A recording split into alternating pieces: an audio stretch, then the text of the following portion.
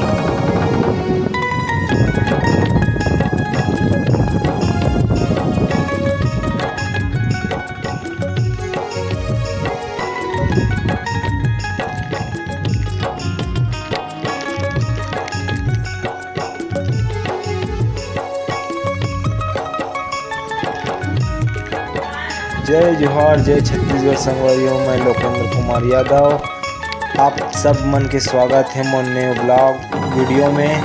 हम नहा गेहन हमर खेत जो कि वहाँ धान नहीं जगे है, उमें डबल धान लगाना है करके मताल गिरे हैं। बहुत मेहनत है यार किसानी काम में।